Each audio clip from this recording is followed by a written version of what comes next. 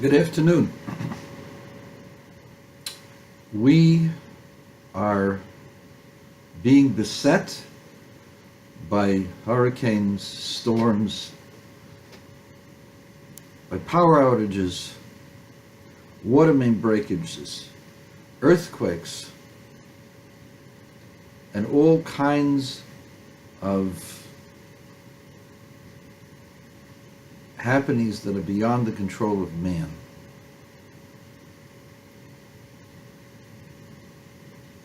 And the question that we have is, of course, if God is merciful, why do all of these things take place? And no one has an answer for that. So I always have said the question is not why. The question is, when you see something, what are you supposed to respond with? How are you supposed to act? What are you supposed to get involved with? And that answer has been given to us many years ago by the Lubavitcher Rebbe.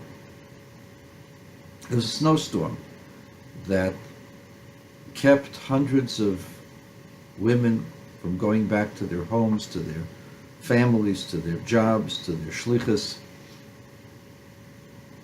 And they complained to the Rebbe.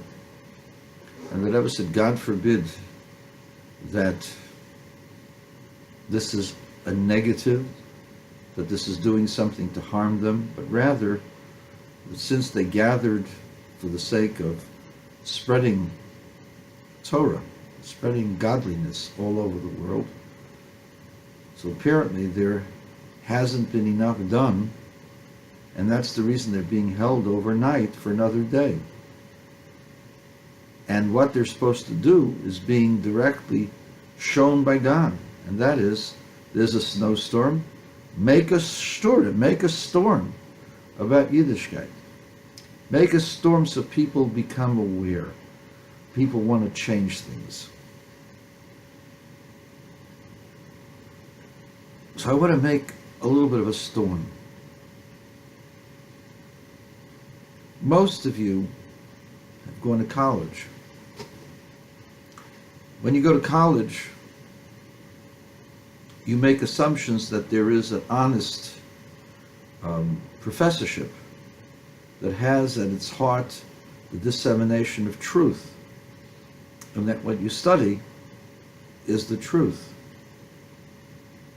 Unfortunately, it's far from the truth. There are a lot of prejudices, a lot of positions that are hardened because a lot of money has gone into those positions, but it's got nothing to do with truth and everything to do with money and power. But there is an area of academic involvement that is based upon not just money, not only based upon personal satisfaction and advancement, but based upon completely on prejudice. The area that concerns me is the area of history, the area of cosmology, the area that tries to create and recreate the world prior to modern times and ancient times and before ancient times. You're told all kinds of different things.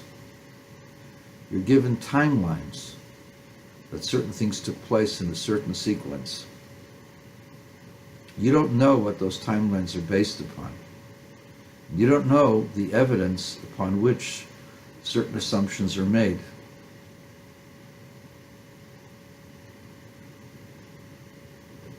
I fell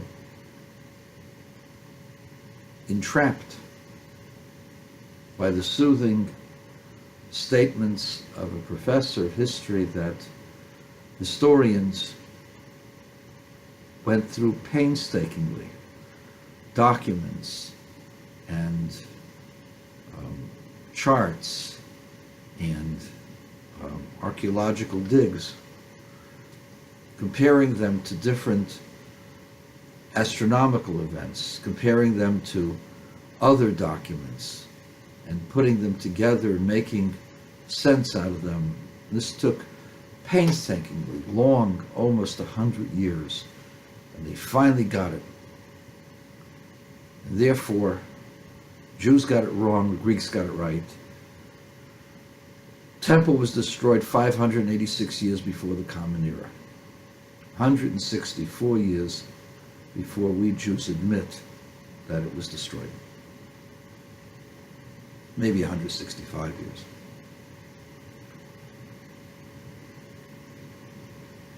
And anyone who is a traditional Jew is laughed at by the general community,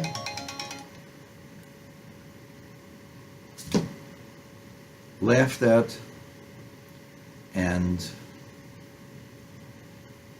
we're looked on as ignorami, as people who are feeble-minded and we cannot think for ourselves. And I almost bought into this. But recently, a volume came out, Challenge of Jewish History by Alexander Hool, H-O-O-L. And he shows you just how flimsy the chronology of all the historians are based upon. And he shows you, he takes one of the major documents upon which all of chronology of the ancient world is based, and he turns it upside down, and he shows you that they are wrong, and that the Seder Olam, Jewish chronology of Rabbi Yossi ben Chalafta, is absolutely spot on, exact, and that the history of the Greeks has to be dated forward 165 to 168 years, exactly as the Seder Olam says. The Seder Olam says that Alexander defeated Darius in 317 or 318 before the Common Era. It's exactly as the Seder Olam says, not 334 or 335, but exactly as Seder Olam says. And it wasn't Darius the Fourth or Darius the Third; it was actually Darius the Great, whom King Alexander the Great defeated. One of the most powerful kings on earth ever to have been on the walk the face of the earth. Darius, who he himself controlled so many different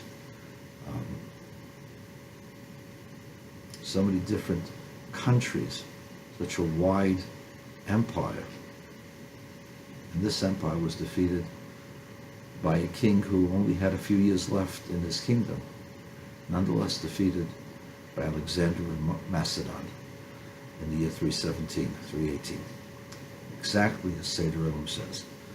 He's proven it almost beyond the shadow of a doubt. And so, my friends, there's a storm out there. Make a storm. The Jews got it right. History books got it wrong. Shalom, shalom.